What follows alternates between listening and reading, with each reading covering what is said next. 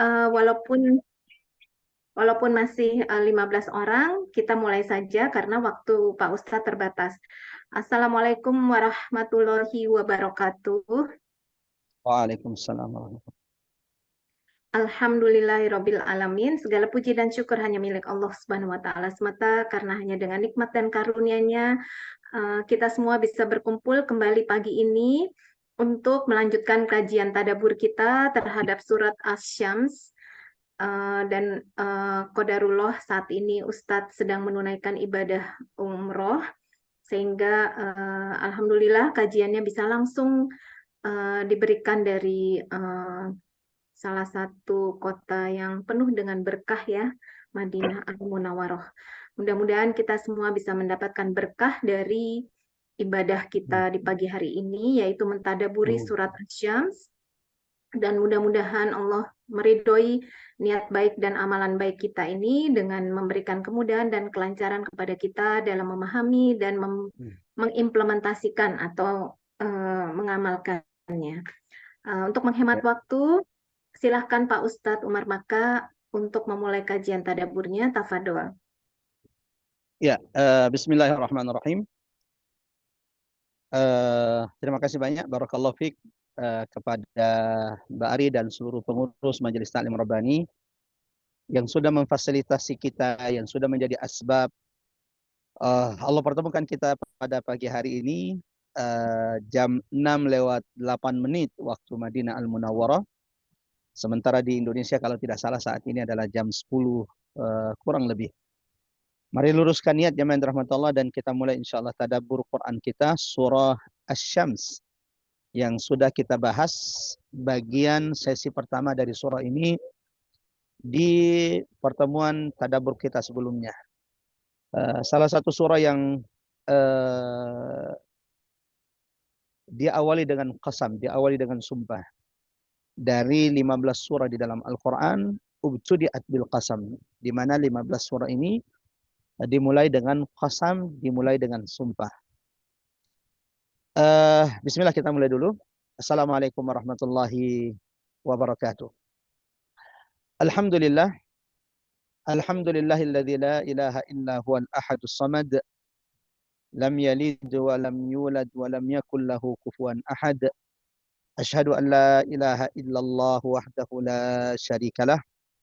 وأشهد أن محمدا عبد الله ورسوله المبعوث رحمة للعالمين اللهم صل وسلم على محمد وعلى آله وصحابته ومن تبعهم بإحسان إلى يوم الدين أما بعد اللهم ارفعنا بالقرآن اللهم انفعنا بالقرآن اللهم علمنا القرآن سبحانك لا علم لنا إلا ما علمتنا إنك أنت العليم الحكيم قل إن صلاتي ونسكي ومحياي ومماتي لله رب العالمين رضيت بالله ربا وبالإسلام دينا وبمحمد صلى الله عليه وسلم نبيا ورسولا قل إن صلاتي ونسكي ومحياي ومماتي لله رب العالمين.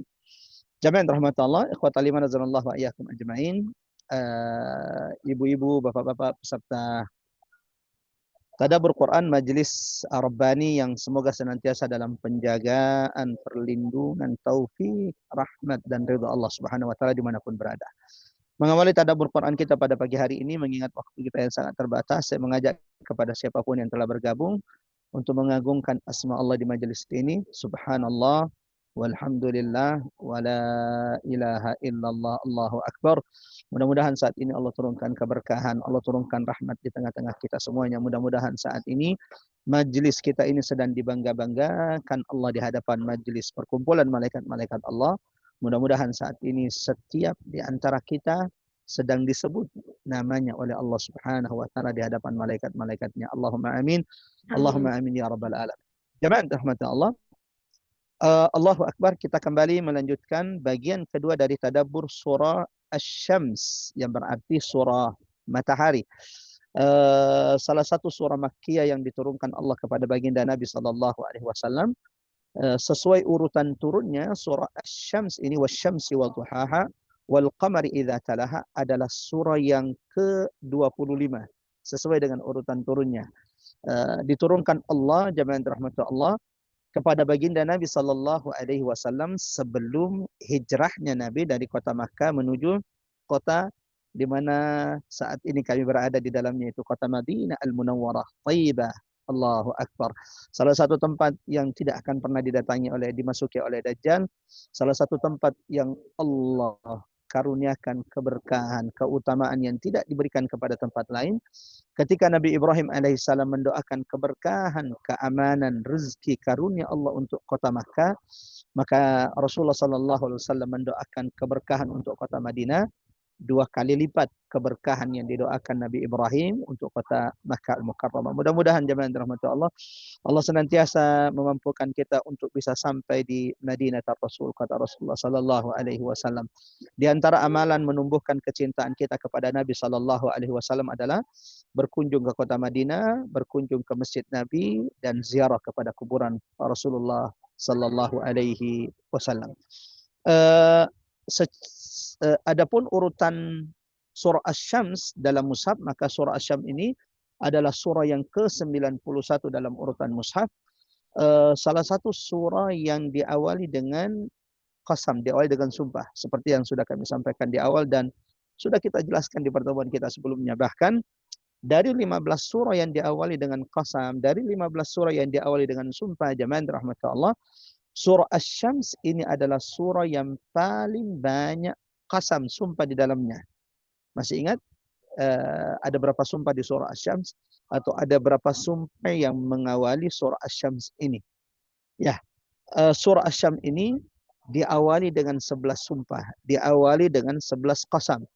Wasyamsi waduhaha wal qamari idza talaha wan nahari idza jallaha wal laili idza yaghshaha was samaa wa ma banaha wal ardi wa ma tahaha wa nafsin wa ma sawaha.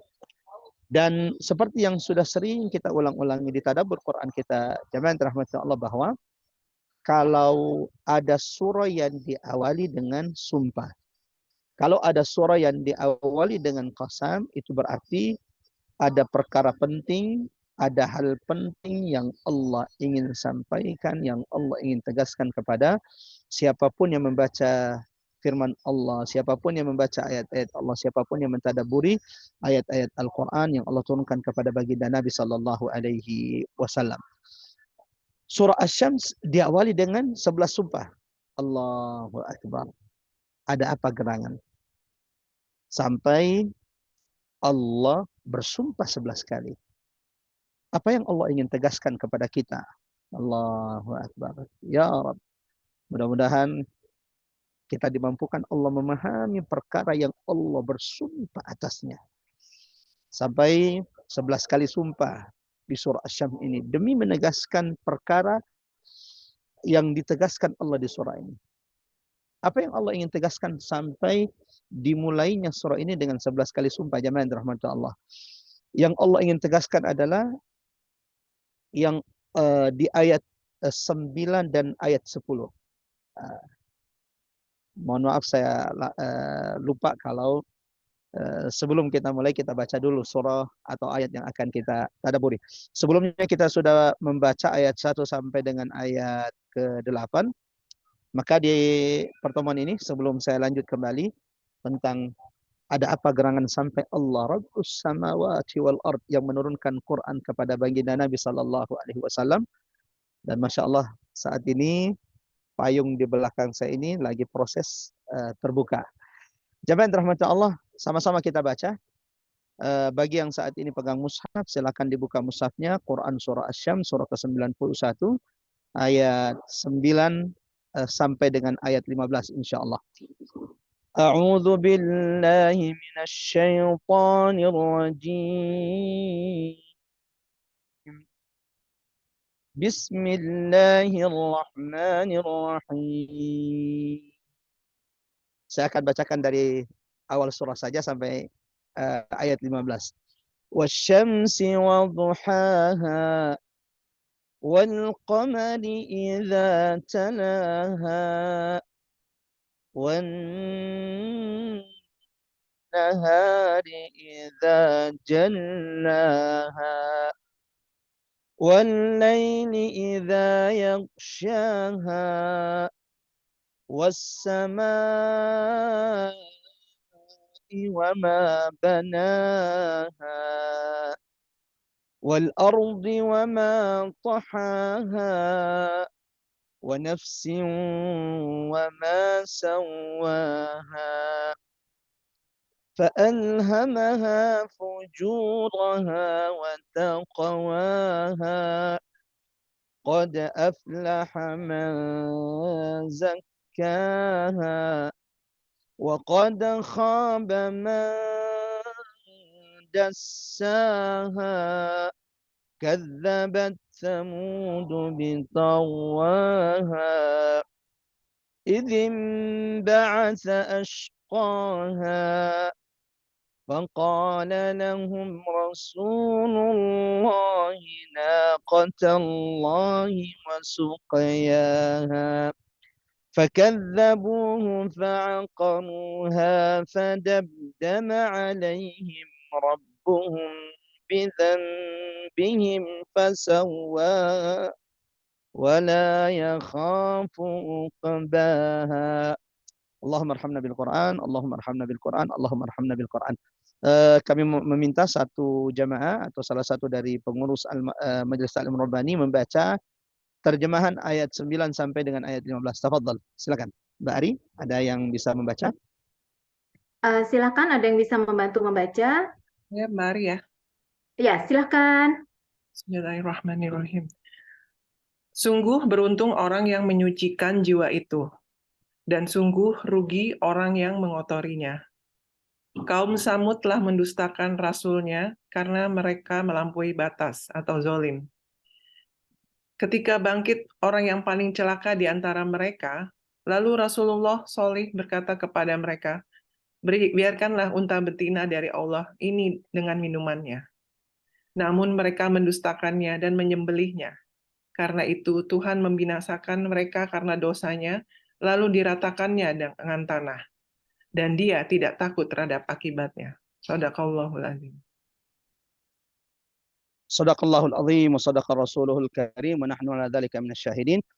Allahumma arhamna bil Quran, Allahumma arhamna bil Quran. Barakallahu fik bagi seluruh jamaah rahmat Allah yang sudah bergabung, yang Masya Allah sudah mendengarkan ayat-ayat Allah dalam Quran surah Asy-Syams, dan baru saja kita mendengarkan terjemahan dari ayat 9 sampai dengan ayat 15 yang insya Allah akan kita tadabburi, yang akan kita petik ibrah, pelajaran, durus, serta hidayat, petunjuk-petunjuk yang semoga Allah mampukan kita mengamalkannya dalam kehidupan kita sehari-hari. Allahumma amin. Allahumma amin ya rabbal alamin. Jemaah yang dirahmati Allah, ikhwatal iman radhiyallahu iyyakum ajmain, kembali bahwa kalau ada surah diawali dengan sumpah, diawali dengan qasam, itu berarti apa? Ada perkara penting, ada hal penting, ada informasi penting yang Allah ingin tegaskan kepada kita. Ya, ada banyak ayat di dalam Quran diawali dengan qasam, diawali dengan sumpah. Mohon maaf, ada banyak ayat dalam Quran yang di situ ada sumpah qasam. Akan tetapi, kalau surah, maka di dalam Quran ada sekitar 15 surah di dalam Quran ubtudiat bil qasam, diawali dengan qasam. Wadduha, wal asr, wattini wal zaitun, termasuk surah Asy-Syams. Tapi dari semua surah tersebut, 15 surah yang diawali dengan sumpah, yang paling banyak qasam, surah yang paling banyak sumpah, diawali dengan sumpah adalah surah yang saat ini kita tadabburi. Sampai ada 11 qasam, 11 sumpah di surah ini yang sudah kita bahas di pertemuan sebelumnya. Yang menjadi pertanyaan selanjutnya, jamaah rahmatullah, ikhwatal iman azanallahu wa iyyakum ajmain, apa informasi penting yang Allah sampaikan, yang Allah ingin tegaskan kepada kita di surah ini? Apa perkara penting yang dengannya Allah sampai bersumpah? Quran itu setiap ayatnya, setiap hurufnya tidak ada yang sia-sia. Tidak ada yang tidak penting, semuanya penting. Tapi kalau sampai Allah sudah bersumpah, itu menunjukkan, kata ulama, akan pentingnya hal perkara yang Allah ingin tegaskan. 11 kali sumpah di dalam surah Asy-Syams ini, jemaah yang dirahmati Allah, untuk menegaskan apa yang Allah sabdakan di ayat 9 dan 10. Qad aflaha man zakkaha wa qad khaba man dassaha. 11 sumpah, 11 qasam mengawali surah Asy-Syams hanya untuk menegaskan sungguh beruntunglah kata Allah. Qad aflaha, sungguh telah beruntunglah. Siapa yang Allah sebutkan beruntung? Man zakkaha. Siapapun yang sudah senantiasa membersihkan jiwanya. Wa qad khaba man dassaha. Allahu Akbar. Sebagaimana jemaah yang dirahmati Allah, Allah juga bersumpah sampai 11 kali sumpah. 11 kali qasam di surah Asy-Syams ini hanya untuk menegaskan sungguh telah celaka kata Allah. Wa qad khaba man dassaha. Siapapun yang membiarkan an-nafs, jiwanya itu terkotori. Sampai di sini jemaah yang dirahmati Allah, akhwatal iman azanallahu wa iyyakum ajmain. Pelajaran ibrah hidayah penting dari ayat 8 dan ayat 9 dan 10 ini. Allah mengingatkan kepada setiap yang mentadabburi surah ini pentingnya tazkiyatun nufus. Apa itu tazkiyatun nufus? Membersihkan jiwa-jiwa kita. Qad aflaha man zakkaha. Sebagaimana jemaah rahmatullah ikhwatal iman azanallahu wa iyyakum ajmain, ini juga menjadi peringatan bagi kita akan bahayanya membiarkan jiwa kita ini terkotori. Mengingat waktu kita yang sangat singkat, jemaah rahmatullah ikhwatal iman azanallahu wa iyyakum ajmain, ada beberapa poin yang ingin kami sampaikan pada kesempatan kali ini terkait tazkiyatun nufus. Terkait membersihkan jiwa-jiwa kita. Yang untuk hal ini, untuk perkara ini jemaah yang dirahmati Allah, Allah sampai bersumpah 11 kali. Wasyamsi wadduhaha wal qamari idza talaha wan nahari idza jallaha. Sampai kemudian Allah menegaskan qad aflaha man zakkaha wa qad khaba man dassaha. Apa itu tazkiyatun nufus? Seberapa penting tazkiyatun nufus sampai Allah bersumpah 11 kali untuk hal ini, perkara ini. Yang ketiga jemaah yang dirahmati Allah, amalan-amalan apa saja yang disampaikan Allah di dalam Al-Quran atau kemudian dijelaskan baginda Nabi Sallallahu Alaihi Wasallam menjadi amalan bagi umat Nabi Muhammad Sallallahu Alaihi Wasallam agar senantiasa mensucikan jiwanya. Sebagaimana jemaah yang dirahmati Allah, kita juga akan membahas seberapa bahaya kalau kita membiarkan nufus, jiwa-jiwa kita itu terkotori oleh maksiat. Kalau kita membiarkan jiwa-jiwa kita ini, waqad khaba man dassaha. Seperti seberapa bahaya ketika kita membiarkan jiwa kita ini terkotori dengan dosa-dosa yang kita lakukan. Tazkiyatun nufus, jemaah rahmatullah, ikhwatal iman azanallahu wa iyyakum ajmain. Sebagaimana yang dijelaskan oleh ulama-ulama kita, bahwa arti atau pengertian tazkiyatun nufus adalah mensucikan diri dari perbuatan yang tidak mencerminkan budi pekerti yang mulia. Di antara ulama ada yang mengatakan bahwa tazkiyatun nufus adalah mensucikan hati dari hal-hal yang menimbulkan kerasnya hati. Ini secara pengertian tentang tazkiyatun nufus.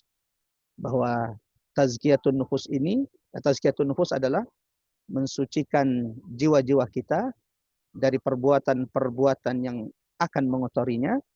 Atau tazkiyatun nufus adalah membersihkan hati-hati kita dari hal-hal yang akan membuat hati-hati kita ini menjadi keras. Seberapa penting tazkiyatun nufus? Sampai di surah ini, di surah Asy-Syams, Allah bersumpah 11 kali sumpah demi menegaskan qad aflaha man zakkaha wa qad khaba man dassaha. Jemaah yang dirahmati Allah, ikhwatal iman azanallahu wa iyyakum ajmain, ibu-ibu majelis taklim rabbani yang semoga senantiasa dalam limpahan rahmat karunia perlindungan Allah Subhanahu wa taala. tazkiyatun nufus, kalau kita perhatikan ayat-ayat dalam Al-Quran, merupakan tugas para nabi dan rasul. Tidak ada nabi dan rasul yang diutus oleh Allah kecuali di antara tugas penting para nabi dan rasul yang diutus oleh Allah adalah mensucikan jiwa hamba-hamba Allah Subhanahu wa taala, mensucikan jiwa umat-umat mereka. Mari lihat beberapa ayat dalam Al-Quran yang menunjukkan, menegaskan bahwa ternyata tazkiyatun nufus wazifatul anbiya'i war rusul, merupakan tugas para nabi dan rasul. Yang pertama dalam Quran surah Al-Baqarah, Quran surah kedua ayat 151, A'udzu billahi minasyaitonir rajim. Kama arsalna fikum rasulan minkum, sebagaimana kami telah mengutus kepadamu rasul di antara kamu. Yatlu alaikum ayatina, yang membacakan ayat-ayat kami kepada kalian. Wa yuzakkikum, qad aflaha man zakkaha wa yuzakkikum. Ini menegaskan bahwa ternyata Allah tidak mengutus rasul dari kalangan mereka, kecuali di antara wazifah, di antara tugas para nabi dan rasul yang diutus oleh Allah, selain membacakan ayat-ayat Allah, yatlu alaikum ayatina, di antara tugas tersebut adalah wa yuzakkikum, mensucikan jiwa-jiwa mereka. Di ayat yang lain jemaah dirahmati Allah, Quran surah Al-Jumu'ah, Quran surah 62 ayat 2, yang juga menegaskan bahwa Allahu Akbar, menunjukkan pentingnya tazkiyatun nufus karena ia merupakan tugas nabi dan rasul yang diutus oleh Allah. Huwallazi ba'atsa fil ummiyina rasulan minhum, dialah yang mengutus seorang rasul kepada kaum yang buta huruf dari kalangan mereka sendiri. Apa tugasnya? Yatlu alaihim ayati, yang tugasnya adalah membacakan kepada mereka ayat-ayat Allah, wa yuzakkihim, serta mensucikan jiwa-jiwa mereka, Allahu Akbar, wa yu'allimuhumul kitaba wal hikmah, mengajarkan kepada mereka kitab dan hikmah, wa in kanu min qablu lafi dhalalim mubin, meskipun sebelumnya mereka benar-benar dalam kesesatan yang nyata. Ini ayat kedua. Ayat ketiga jamaah rahmatullah, di antara ayat-ayat dalam Quran yang menegaskan tentang pentingnya tazkiyatun nufus dan ia merupakan tugas para nabi dan rasul yang diutus oleh Allah, juga dalam Quran surah Al-Baqarah, Quran surah kedua ayat 129, di mana Allah abadikan di ayat ini, Al-Baqarah ayat 129, di antara doa Nabi Ibrahim Khalilur Rahman, Allahu Akbar, ketika diutus oleh Allah Subhanahu wa taala, Nabi Ibrahim berdoa kepada Allah agar Allah mengutus nabi dan rasul di tengah orang-orang Arab ini, yang di antara tugas tugas nabi tersebut adalah mensucikan jiwa-jiwa mereka. Rabbana wab'ats fihim rasulan minhum yatlu alaihim ayatika wa yu'allimuhumul kitaba wal hikmah wa yuzakkihim. Ini poin pertama jamaah rahmat Allah, yang menjelaskan seberapa penting tazkiyatun nufus. Yang kedua jamaah rahmat Allah, di antara dalil yang menunjukkan pentingnya tazkiyatun nufus, yang pertama tugas para nabi dan rasul, yang kedua sumber pusat semua keburukan adalah ketika kita membiarkan jiwa kita ini terkotori oleh dosa dan maksiat kita. Allahu Akbar. Sebagaimana Allah tegaskan di beberapa ayat dalam Al-Quran, bahwa pusat maksiat dosa itu ketika jiwa-jiwa kita ini sudah dikotori oleh maksiat. Allahu Akbar. Jamaah rahmatullah, ada satu doa yang diajarkan Nabi kepada kita. Allahu Akbar, mudah-mudahan kita bisa mengamalkan doa ini. Apa doa Nabi yang diajarkan kepada kita? Allahumma, ya Allah, ati nafsi taqwaha. Kalau belum dihafal, nanti saya akan kirimkan doa ini ke Mbak Ari dan di-share di grup.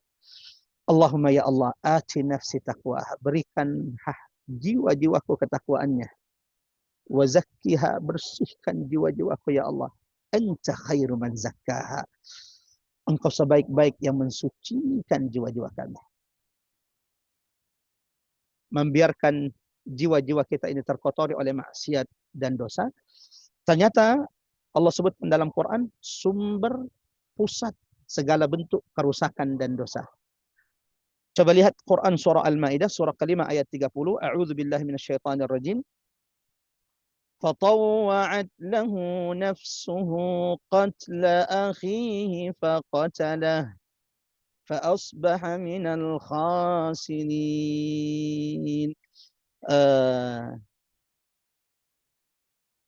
Ini adalah kisah putra Nabi Adam, Qabil dan Habil, di mana Allah abadikan di ayat ini jamaah rahmatullah Allah Subhanahu wa taala, bagaimana Qabil sampai membunuh saudaranya. Kok bisa anak Nabi Qabil membunuh saudaranya? Allah sebutkan di ayat ini Al-Maidah ayat 30, sebabnya adalah fatawwa'at lahu nafsuhu, ketika ia dikuasai oleh nafsunya.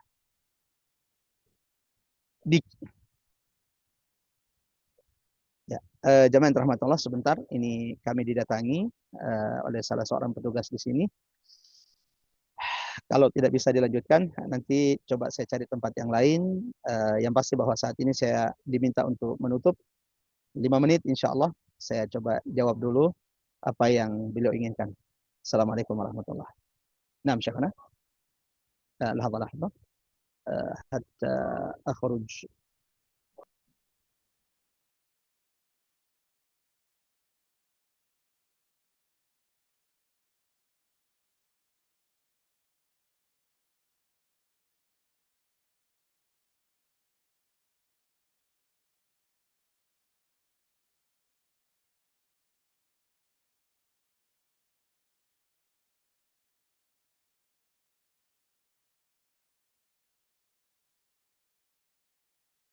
Semoga diizinkan kembali ya Ari.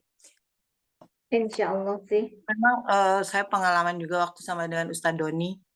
Apalagi kita di situ hybrid ya, jadi offline sama online itu langsung didatengin apa namanya itunya petugasnya, sampai dimintain ini apa ustadznya dimintain paspor. Untung pasportnya nggak dibawa, kalau nggak mungkin diambil atau gimana, pokoknya nggak boleh istilah apa. Jadi memang Masya Allah. Jadi memang di tanah haram ini, khususnya di Masjidil Haram, tadi disampaikan kepada saya segala bentuk kegiatan yang ada teknologinya itu dilarang. Walau saya bilang kan nggak ada, saya dengan lembut saya katakan kan ini juga Zoom, nggak mengganggu yang lain. Tapi dia bilang, ya tapi ini teknologi dan segala bentuk teknologi itu dilarang di tanah haram atau di dalam Masjid Nabawi. Sehingga ini lagi jalan. Bismillah, sambil jalan coba saya jamaah rahmatullah ikhwatal iman wa iyyakum ajmain. Kita lanjutkan materi kita. Sampai di mana tadi? Ya. Allah menjelaskan tentang kita menjelaskan tentang pentingnya Tazkiyatun nafs ya. tazkiyatun nufus. Ya. Yang pertama tadi bentuk atau dalil yang menunjukkan pentingnya tazkiyatun nufus adalah tidak ada nabi dan rasul yang diutus oleh Allah kecuali di antara tugas para nabi dan rasul tersebut adalah wa yuzakkihim, mensucikan jiwa-jiwa umat manusia. Yang kedua jamaah rahmatullah, di antara bukti tanda pentingnya tazkiyatun nufus, sumber pusat dosa dan maksiat itu adalah jiwa-jiwa yang kotor. Allah berikan kita pelajaran dalam Al-Quran dari kisah Qabil dan Habil. Bagaimana anak Nabi Adam alaihissalam Qabil itu sampai tega membunuh saudaranya sendiri. Yang Allah jelaskan dalam Quran surah Al-Maidah ayat 30 bahwa sebabnya itu adalah fatawwa'at lahu nafsuh, ketika jiwanya itu kemudian menguasainya, lalu kemudian jiwanya ini yang ketika dikuasai oleh jiwanya untuk kemudian membunuh saudaranya. Lalu kemudian jamaah yang dirahmati Allah, sebagaimana juga Allah kisahkan dalam kisah Nabi Musa alaihissalam, ketika Nabi Musa meninggalkan umatnya 30 hari, walau kemudian akhirnya ditambah 10 hari menjadi 40 hari. Nah, tidak beradaan Nabi Musa alaihissalam di tengah-tengah kaumnya digunakan oleh Samiri menyesatkan Bani Israel, yang akhirnya mereka Bani Israel ini menyembah patung anak sapi yang mereka jadikan berhala. Lalu kemudian Nabi Musa alaihissalam mendatangi Samiri menanyakan, kenapa engkau menyesatkan hamba-hamba Allah, engkau menyesatkan Bani Israel sampai menyembah patung anak sapi. Quran surah Taha surah 20 ayat 96. Jawaban Samiri adalah, qala basurtu bima lam yabsuru bihi faqabattu qabdatan min atharir ar-rasul fanabadtuha wa kadzalika sawwalat li nafsi. Ternyata alasannya, kata dia, kenapa dia membuat patung anak sapi lalu dijadikan berhala bagi Bani Israel? Sawwalat li nafsi. Jiwanya yang memerintahkan dia untuk melakukan itu. Allahu Akbar. Mudah-mudahan Allah senantiasa menjaga kebersihan hati-hati kita jemaah yang dirahmati Allah. Dan saat ini saya sudah sampai di hotel. Saya coba cari tempat yang pas untuk menyampaikan materi. Nah, mudah-mudahan insya Allah tidak ada kendala. Minta waktu 1 menit untuk cari tempat yang pas. Saya matikan dulu kameranya.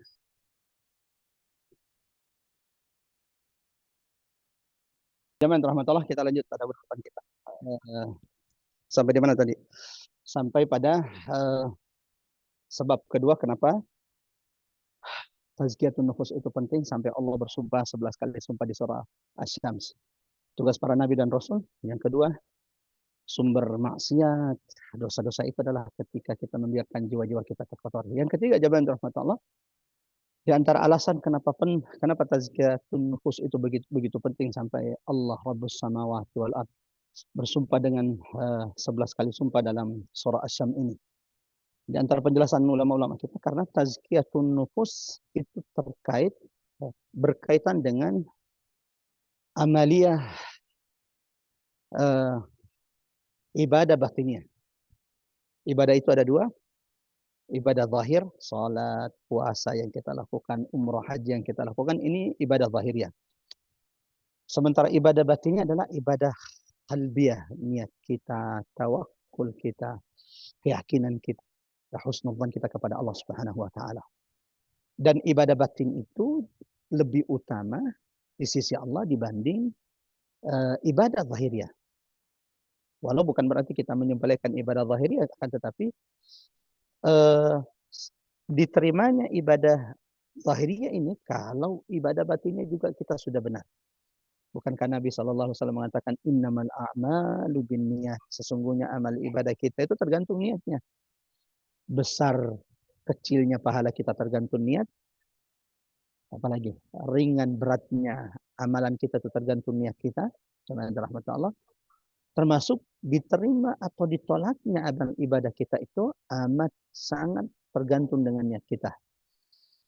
Ibadah kita diterima oleh Allah ketika dia ikhlas karena Allah, akan tetapi ketika kemudian amal ibadah kita ini sudah tercampur dengan riya, bukan untuk mencari rahmat dan ridha Allah Subhanahu wa taala, bisa menjadi sebab amal kita itu ditolak oleh Allah Subhanahu wa taala. Tazkiyatun nufus, qad aflaha man zakkaha wa qad khaba man dassaha. Tazkiyatun nufus itu berkaitan dengan amal batiniyah, amalan hati kita. Ada satu hadis yang ketika Abu Hurairah radhiyallahu anhu, sahabat Nabi sallallahu alaihi wasallam, sahabat yang paling banyak meriwayatkan hadis, yang ketika sampai di Madinah, ini beliau termasuk sahabat yang miskin yang tidak punya tempat tinggal, sehingga tinggalnya sahabat ini adalah di masjid Nabi yang disebut dengan As-Suffah, bagian pojok belakang dari masjid Nabi sallallahu alaihi wasallam. di mana sahabat-sahabat Nabi yang tidak punya tempat tinggal di Madinah, mereka tinggal di sana. Nah, salah satunya adalah sahabat Abu Hurairah radhiyallahu anhu. Pernah beliau ditanya tentang hadis yang didengarnya langsung dari Nabi, bukan melalui perantara. Ketika didatangi sahabatnya, lalu dikatakan kepadanya, sampaikan kepadaku satu hadis yang engkau dengar langsung dari Nabi, bukan melalui perantara. Ketika Abu Hurairah ingin menyampaikan hadis tersebut, tiba-tiba beliau pingsan. Lalu sadar kembali, ingin menyampaikan kembali hadis yang didengarnya langsung dari Nabi, tiba-tiba beliau pingsan untuk kedua kalinya. Lalu tersadar kembali, lalu kemudian ingin menyampaikan sampai tiba-tiba sampai 3 kali pingsan. Ada apa? Sabda Nabi seperti apa yang kemudian sampai 3 kali sahabat Nabi Abu Hurairah itu pingsan sebelum mengucapkannya. Jamaah rahmatullah, ternyata hadis yang membuat Abu Hurairah itu 3 kali pingsan sebelum menyampaikannya adalah hadis tentang 3 orang yang pertama kali nanti dihadapkan di hadapan Allah. 3 hamba Allah yang pertama kali dihadapkan untuk dihisab di hadapan Allah. Inna awwala man yu'ta bihil abdu yaumal qiyamah. Siapa 3 orang tersebut? Kata Nabi SAW, yang paling pertama nanti dihadapkan kepada Allah adalah rajulun istushhida fi sabilillah, seorang laki-laki yang mati syahid di jalan Allah. Allahu akbar. Allahu akbar. Mati syahid di jalan Allah. Orang yang mati syahid itu kan punya keutamaan, kelebihannya. Mereka tidak dimandikan, mereka tidak dikafani, dikuburkan dengan pakaiannya yang dia mati syahid, dan tidak dimandikan, dibiarkan darah itu terus mengalir di tubuhnya. Kenapa? Kelak pada hari kiamat ketika dibangkitkan, maka orang-orang yang mati syahid itu akan dibangkitkan dengan pakaian yang ia gugur dengannya, dan darah yang mengalir dari tubuhnya akan mengeluarkan harum semerbak yang menjadi kebanggaan orang-orang yang mati syahid pada hari kiamat. Yang kedua, orang yang pertama kali dibangkitkan dihadapkan di hadapan Allah, kata Nabi SAW dari sahabat Nabi Abu Hurairah, adalah rajulun ta'allamal ilma. Orang yang di dunia menghabiskan umurnya untuk menuntut ilmu, mencari ilmu, lalu mengajarkan ilmu tersebut. Yang ketiga, orang yang paling pertama nanti dihadapkan di hadapan Allah adalah orang yang di dunia rajin bersedekah. Allahu akbar. Siapa yang meragukan 3 amal ibadah yang mulia ini? Mati syahid. Yang kedua adalah menghabiskan umurnya menuntut ilmu, seperti yang kita lakukan saat ini. Yang ketiga, jamaah rahmat Allah, orang yang rajin bersedekah, lalu dihadapkan di hadapan Allah. Lalu Allah bertanya kepada setiap di antara mereka, ya abdi, hambaku, apa yang sudah engkau lakukan di dunia? Allahu akbar. Yang mati syahid ini kemudian berkata, ya Rabb, aku habiskan umurku di dunia untuk berjuang di jalanmu, membela agamamu, hatta stushhid, sampai saya terbunuh ya Allah.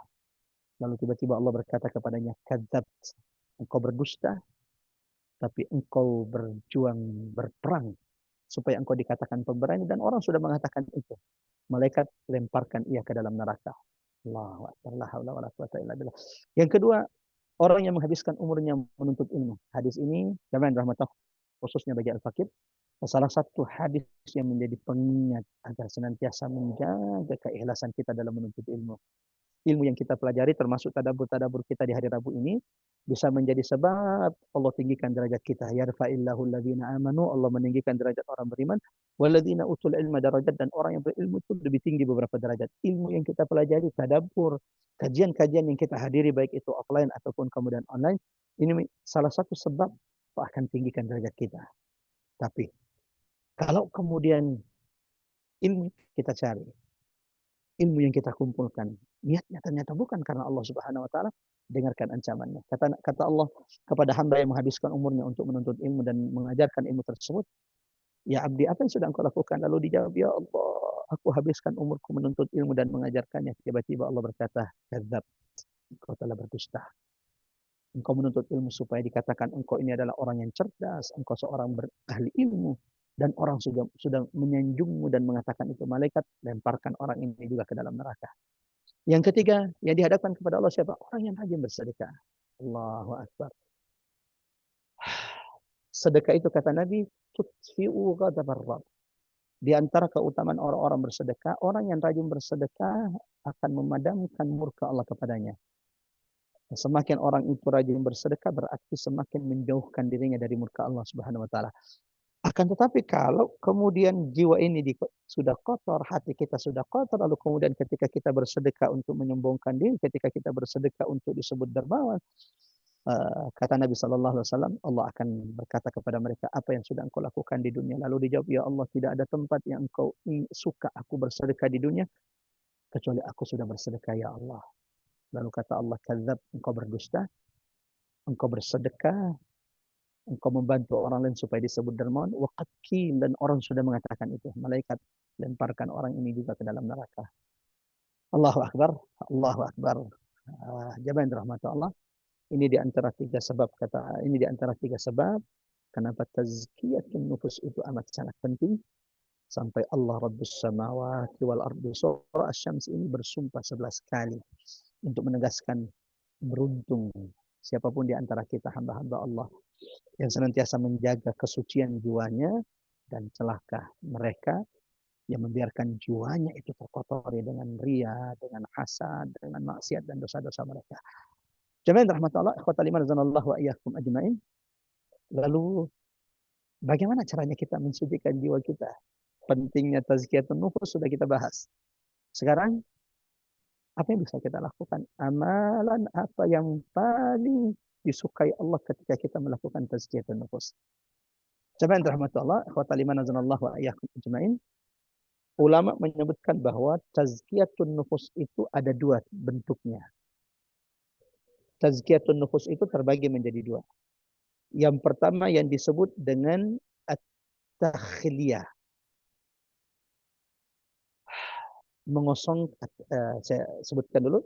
Jadi tazkiyatun nufus yang pertama, cara yang pertama adalah secara garis besar tazkiyatun nufus itu ada dua bentuknya. At-takhliyah, mengosongkan jiwa-jiwa kita dari segala bentuk hal-hal yang akan dari ucapan-ucapan, perbuatan-perbuatan yang akan mengotori jiwa kita. Sebagaimana jamaah rahmatullah, bagian kedua dari tazkiyatun nufus yang disebut dengan at-tahliyah, membekali, menghiasi jiwa-jiwa kita dengan amal-amal qalbi, atau kemudian ucapan-ucapan, amal-amal lisan, amal-amal fisik yang akan mensucikan jiwa kita di hadapan Allah Subhanahu wa taala. At-takhliyah yang kedua adalah at-tahliyah. Ulama menjelaskan bahwa tidak mungkin tazkiyatun nufus itu berhasil kecuali melalui dua proses ini. Proses takhliyah, mengosongkan jiwa-jiwa kita dari amal-amal, perbuatan-perbuatan hati yang akan merusaknya. Perbuatan hati yang merusak jiwa kita apa? Suudzon, membiarkan hati kita dikuasai dengan hasad, iri, dengki kepada saudara kita. Yang kedua, amal lisan, mengosongkan jiwa-jiwa kita dari perbuatan-perbuatan amal-amal lisan yang juga akan mengotori jiwa kita. Menghina, merendahkan saudara kita. Wailun likulli humazatil lumazah. Dan yang paling banyak mengeraskan hati, kata ulama, termasuk diantaranya adalah lisan. Nabi pernah ditanya oleh sahabat, ya Rasulullah, apa yang paling banyak memasukkan manusia kelak ke dalam neraka? Kata Nabi SAW, yang paling banyak memasukkan manusia kelak ke dalam neraka Allah adalah lisan. Nabi menunjuk lisannya. Yang kedua adalah kemaluan. Maka kata Nabi, barang siapa yang menjamin kepadaku, mampu menjaga lisan dan kemaluannya, admanu lahul jannah. Kata Nabi, aku menjamin surga untuknya. Yang ketiga, jamaah rahmatullah, at-takhliyah, mengosongkan jiwa kita dari amal-amal qalb, amal-amal hati yang merusaknya, amal-amal lisan yang merusaknya. Kemudian mengosongkan jiwa-jiwa kita dari amal-amal fisik yang kira-kira juga akan mengotori jiwa-jiwa kita. Seperti judi, minum minuman keras, makan makanan haram, yang dilarang oleh Allah Subhanahu wa taala, termasuk di antaranya jamaah rahmatullah mendekati zina yang Allah sudah tegaskan dalam Al-Qur'an, ya ayyuhalladzina amanu la taqrabuz zina innahu kana fahishatan wa maqtan wa sa'a sabila. Proses kedua, Kalau sudah kita lakukan, takhliyah ini sudah kita lakukan, kita sudah kosongkan jiwa-jiwa kita dari hal-hal yang dibenci oleh Allah, baik secara amal qalbi atau amal lisan dan amal jawari, amal fisik. Proses kedua tazkiyatun nufus berikutnya adalah at-tahliyah. Tahliyah pengosongan. Yang kedua adalah at-tahliyah. Membekali, mengisi, menghiasi jiwa-jiwa kita baik dengan amal-amal qalb, ya, atau kemudian amal-amal lisan, atau kemudian amal-amal jawari yang akan mensucikan jiwa kita. Tawakal hanya kepada Allah. Husnudzan, berbaik sangka kepada Allah Subhanahu wa taala. Yakin akan setiap janji-janji Allah. Inna wa'dallahi haq. Menjauhi tidak membiarkan menjauhi mengikhlaskan setiap amal-amal kita hanya kepada Allah Subhanahu wa taala, sebagaimana setelah itu kemudian memperbanyak ucapan-ucapan amal-amal lisan yang disenangi, dicintai oleh Allah, memperbanyak zikir.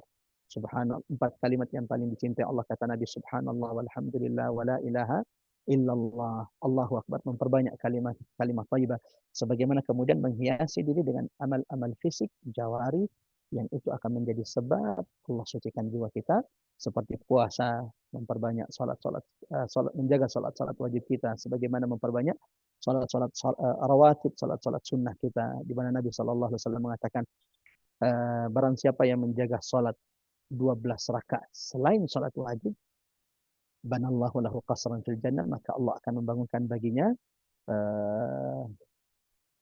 rumah atau istana di surga. Ikhwatal iman, azanallahu wa iyyakum ajmain, ibu-ibu majelis taklim rabbani yang dirahmati oleh Allah Subhanahu wa taala. Setelah kita mendengarkan tentang pentingnya tazkiyatun nufus, lalu kemudian bagaimana cara mensucikan jiwa kita, ada 2 proses tazkiyatun nufus yang tidak mungkin kita bisa tinggalkan. Salah satunya at-tahliyah, mengosongkan jiwa kita dari perbuatan, ucapan, amal qalb yang akan merusaknya. Yang kedua, at-tahliyah, menghiasi jiwa-jiwa kita dengan amal-amal hati, amal-amal lisan, amal-amal fisik yang diperintahkan Allah, yang dicintai oleh Allah Subhanahu wa taala. Di antaranya adalah memperbanyak tilawatul Quran, memperbanyak bacaan-bacaan Quran kita, memakan makanan yang halal, yang baik-baik, ya ayyuhar rusul kulu minat thayyibat, dan menjauhi makanan-makanan haram, menjaga lisan-lisan kita dari mengucapkan hal-hal yang dibenci oleh Allah, menghina, merendahkan saudara kita. Sebagaimana jemaah rahmatullah, memperbanyak kalimat thayyibah, zikir yang dicintai oleh Allah, tasbih, tahmid, tahlil, takbir, dan ada banyak masya Allah zikir dan doa yang sudah diajarkan baginda Nabi SAW, termasuk salah satunya adalah doa yang diajarkan Nabi agar Allah senantiasa membersihkan jiwa kita. Allahumma ati nafsi taqwaha wa zakkiha anta khairu man zakkaha. Kita lanjut jemaah rahmatullah, selanjutnya adalah wa qad khaba man dassaha. Apa bahaya kalau orang itu membiarkan jiwanya terkotori, sehingga Allah Subhanahu wa taala juga bersumpah di surah Asy-Syams ini dengan 11 kali sumpah untuk menegaskan sungguh celakalah mereka yang membiarkan jiwa-jiwa mereka terkotori, man dassaha. Apa bahayanya, Ustaz? Nah, tadi sudah kita jelaskan juga ya, jemaah rahmatullah, bahwa pusat sumber maksiat dosa manusia itu kalau jiwanya dibiarkan terkotori. Di dalam surah Asy-Syams ini jemaah rahmatullah, setelah Allah menegaskan bahwa celaka mereka yang membiarkan jiwa-jiwa mereka terkotori, Allah memberikan contoh kepada kita di surah Asy-Syams ini. Allah memberikan gambaran kepada kita, Allah mengkisahkan kepada kita kisah umat, gambaran umat yang membiarkan jiwa-jiwa mereka terkotori. Maka lihat apa yang mereka lakukan di atas muka bumi Allah. Kadzabat Tsamudu bitaqwaha. Allah memberikan contoh, Allah memberikan gambaran umat, kaum yang membiarkan jiwa-jiwa mereka terkotori. Wa qad khaba man dassaha. Kaum siapa yang menjadi contoh? Jemaah rahmatullah Allah. Mereka yang membiarkan jiwa-jiwa mereka terkotori dengan dosa dan maksiat mereka. Allah berikan gambaran agar menjadi ibrah, pelajaran bagi kita umat Nabi Muhammad SAW. Kisah kaum Tsamud yang mendustakan Rasul dan Nabi yang diutus kepada mereka karena sifat perilaku mereka yang melampaui batas. Idzin ba'atha ashqaha, ketika salah satu dan antara orang yang paling celaka di antara mereka berdiri. Faqala lahum Rasulullah naqatallahi wa suqyaha. Di mana Rasul yang Allah utus kepada mereka yaitu Nabi Saleh mengingatkan kepada mereka, naqatallahi wa suqyaha, wahai kaumku, biarkan ontah Allah, tanda-tanda kekuasaan Allah ini, biarkan dia meminum dari air yang Allah sudah karuniakan kepada mereka, kepada kalian. Fakadzabuhu fa'aqaruha. Tapi lihat apa yang dilakukan oleh kaum Samud yang membiarkan jiwa-jiwa mereka terkotori dengan maksiat, dosa-dosa mereka.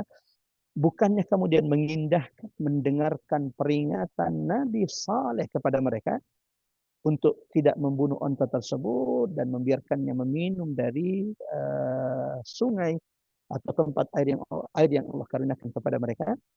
Yang mereka lakukan sebaliknya, melanggar larangan Nabi Saleh. Allah Akbar. Padahal Nabi Saleh sudah ingatkan mereka. Saya akan ringkas ceritakan bagaimana kisah kaum Nabi Saleh atau kaum Samud yang tempatnya jamaah rahmatullah saat ini menurut ahli sejarah kaum Saleh itu atau kaum Samud ini adanya di daerah utara kota Madinah. Yang kami saat ini berada di kota Madinah, kurang lebih sekitar 300 kilo dari kota Madinah ada satu tempat yang bernama Al-Ula.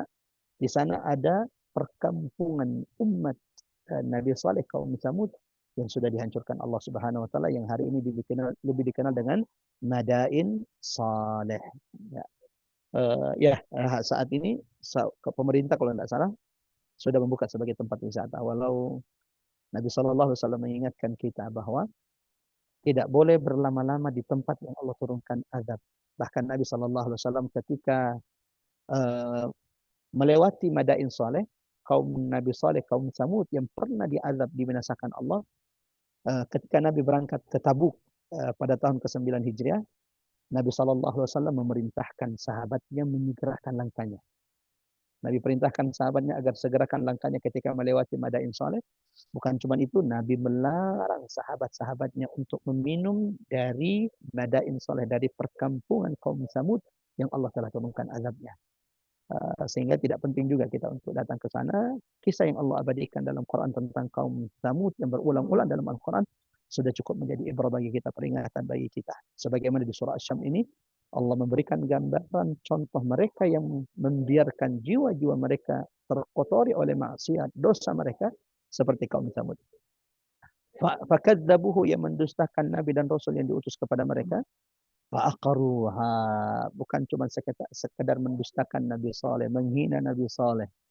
Bahkan mereka kemudian membunuh onta yang merupakan mukjizat Nabi Saleh. Apa yang terjadi setelah itu? Fadamdama alaihim rabbuhum bidzambihim fasawwaha. Karena mereka yang meminta mukjizat, mereka juga yang membunuh onta tersebut, maka Allah binasakan kaum Samud. Fasawwaha, dan Allah ratakan mereka dengan tanah. Wala yakhafu uqbaha, dan Dia Allah Tuhan yang Maha Kuasa, Rabbus samawati wal ard, tidak takut atas akan akibat tersebut. Sampai di sini ikhwatal iman azanallahu wa iyyakum ajmain, sedikit menggambarkan tentang kaum Samud, bagaimana bebalnya mereka. Ketika jiwa-jiwa mereka sudah terkotori, ketika mereka sudah dikuasai oleh jiwa mereka, perhatikan perilaku mereka. Kaum Samud ini kan adalah kaum yang Allah ciptakan setelah kaum Ad. Jadi setelah dibinasakannya kaum Ad, maka sisa-sisa orang beriman itu kemudian kembali berkembang sampai kemudian Allah utus kepada mereka nabi dari kalangan mereka, itu Nabi Saleh alaihi salam, kepada kaum Samud. Kaum Samud ini Allah berikan karunia kepada mereka, Allah berikan kelebihan. Allahu Akbar, nikmat yang begitu banyak, tidak membuat mereka untuk kemudian bersyukur kepada Allah, malah sebaliknya. Ini disebabkan apa? Qad khaba man dassaha, jiwa-jiwa mereka sudah terkotori oleh maksiat, dosa yang sudah mereka lakukan. Apa kelebihan dari kaum Saleh? Kaum Samud, jemaah rahmatullah, kaumnya Nabi Saleh. Allah sebutkan dalam Quran ketika Nabi Saleh mengingatkan mereka, karunia yang Allah berikan kepada mereka, tattakhiduna min suhuliha qusura. Mereka ini menjadikan dataran-dataran sebagai istana-istana mereka, wa tanhituna minal jibali buyuta. Skill yang mereka miliki yang tidak dimiliki manusia saat itu adalah mereka menjadikan memahat gunung-gunung besar itu sebagai tempat tinggal mereka, sehingga rumah mereka itu atau yang mereka tinggal adalah tempat yang amat sangat kokoh. Jadi Madain Saleh itu adalah sisa-sisanya hari ini kita lihat adalah bagaimana kemudian gambaran-gambaran rumah-rumah yang pernah mereka bangun yang diratakan oleh Allah Subhanahu wa taala dengan tanah seperti yang Allah sabdakan di sini, fadamdama alaihim rabbuhum bidzambihim fasawaha. Nabi Saleh diutus kepada mereka untuk mengajak mereka beriman kepada Allah, lalu mereka mendustakan Nabi Saleh sampai mereka mengatakan, ya Saleh, kami akan beriman kepada Anda kalau engkau bisa mengeluarkan onta besar yang sudah bunting dari batu besar ini, dari gunung batu ini. Kalau itu engkau bisa lakukan, wahai Saleh, kami akan beriman. Nabi Saleh pun kemudian berdoa kepada Allah, ya Rabb, aku ingin umatku beriman kepadamu, ya Allah. Kalau memang itu yang membuat mereka beriman, keluarnya onta yang sudah bunting, hamil, onta besar yang sudah bunting, sudah hamil. Dari batu besar ini, ya Allah, perlihatkan tanda-tanda kekuasaan. Apa yang terjadi kemudian? Tiba-tiba gunung batu besar di depan mereka itu bergetar. Allahu Akbar. Ini mukjizat Nabi Saleh dan ini tanda-tanda kebesaran Allah yang diperlihatkan kepada mereka kaum Samud.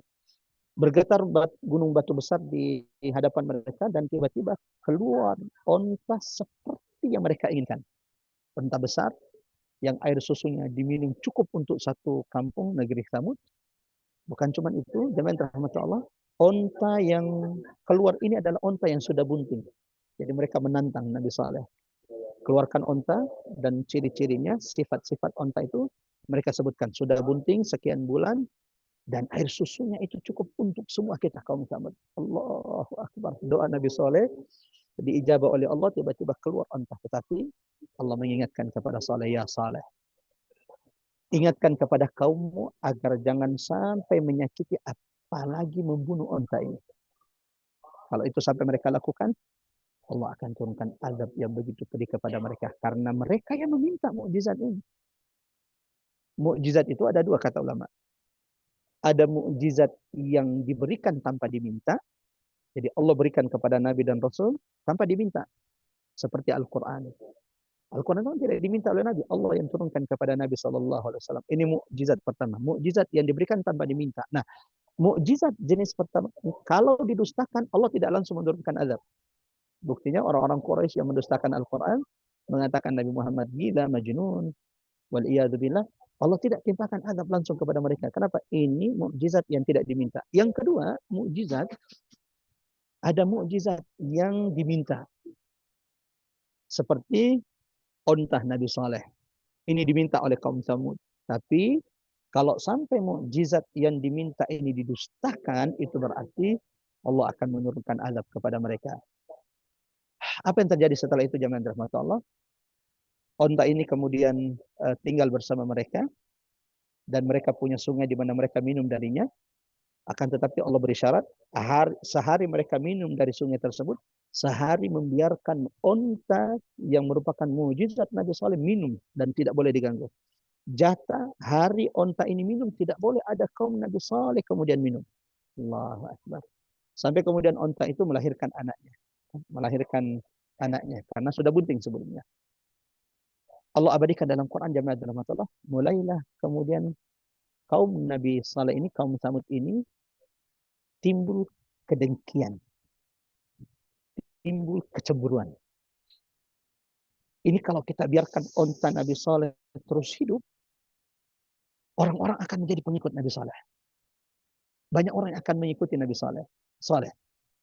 Maka Allah katakan dalam Quran, wa kana fil madinati tis'atu rahtin.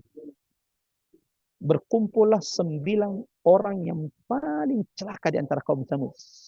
Di sini di ayat 12 ya. Idzim ba'atha ashqaha.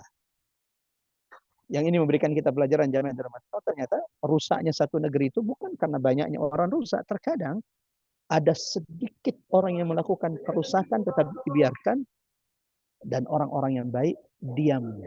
Tidak melarang orang yang sedikit ini untuk melakukan kerusakan. Dan dalam Quran ternyata Allah menyebutkan otak dibalik kerusakan kaum Samud itu bukan puluhan, bukan ratusan.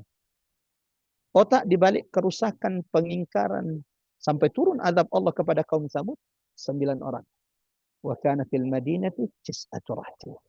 Yang 9 orang ini diprovokasi oleh satu orang. Idzin ba'atha ashqaha. Siapa satu orang ini? Ini yang disebut di dalam buku-buku tafsir, Hudar ibn Salih. Jadi apa namanya?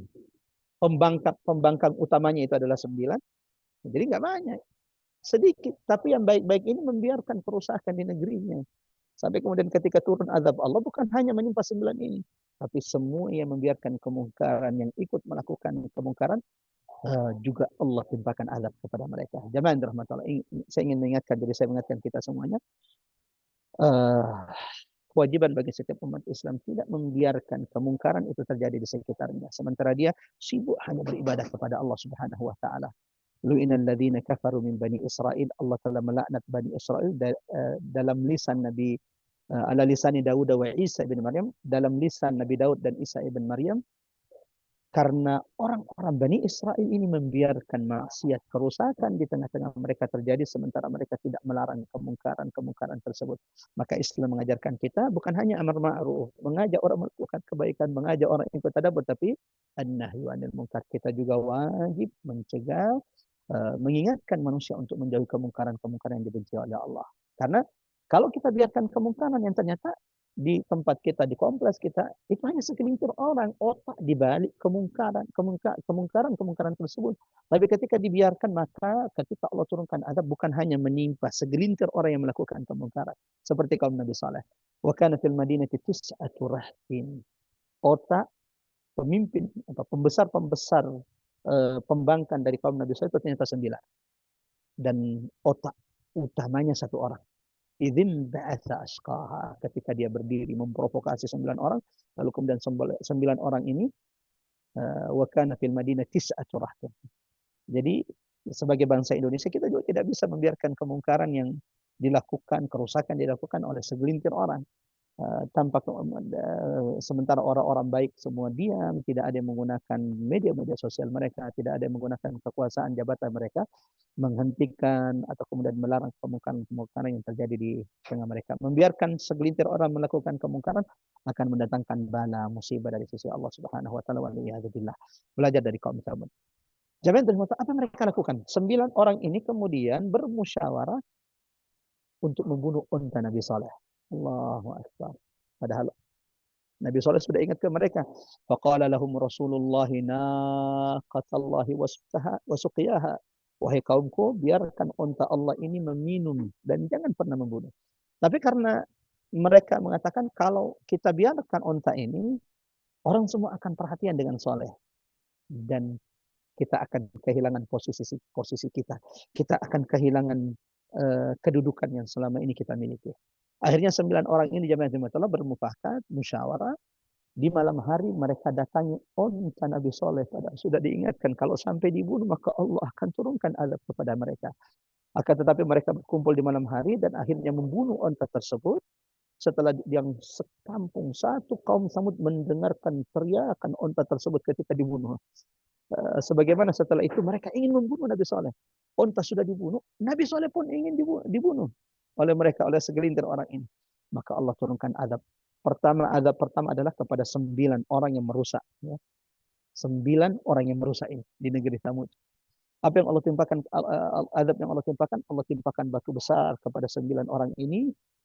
Keesokan harinya setelah Nabi Saleh mendapati unta yang merupakan mukjizat yang dimintanya kepada Allah sudah dibunuh oleh kaumnya, apa kata salah? Kata Nabi Saleh, tarabbasu thalathata ayyam, wahai kaumku, kenapa kalian membunuh unta yang kalian minta sendiri? Mukjizat, tanda-tanda kebesaran Allah.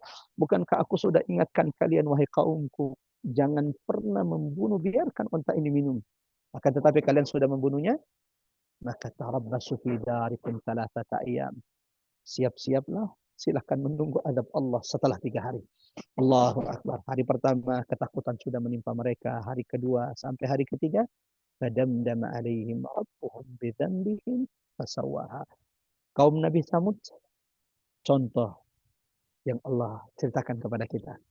Agar kita umat Nabi Muhammad beriktibar, agar kita semua ibu-ibu yang dirahmati Allah, jamaah yang dirahmati Allah yang mentadaburi surah Asy-Syams ini tidak membiarkan jiwa-jiwa kita dikotori dengan maksiat, buruk sangka, lisan-lisan kita, anggota badan kita dengan melakukan hal-hal yang dibenci oleh Allah Subhanahu wa taala.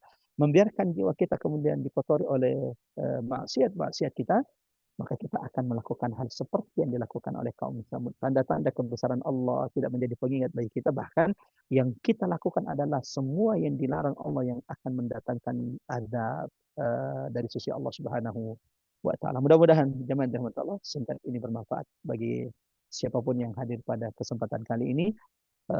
Hari ini salah satu pelajaran penting yang sudah kita dengarkan, yang kita sudah petik dari surah Asy-Syams adalah pentingnya tazkiyatun nufus, menjaga kesucian jiwa kita semuanya. Sampai Allah bersumpah 11 kali sumpah di dalam surah Asy-Syams. Tazkiyatun nufus adalah tugas para nabi dan rasul. Yang kedua, tazkiyatun nufus, jemaah yang dirahmati Allah, pusat sumber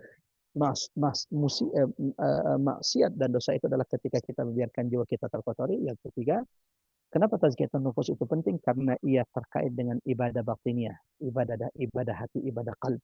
Yang itu jauh lebih penting, yang itu jemaah rahmat Allah lebih besar dibanding ibadah fisik kita.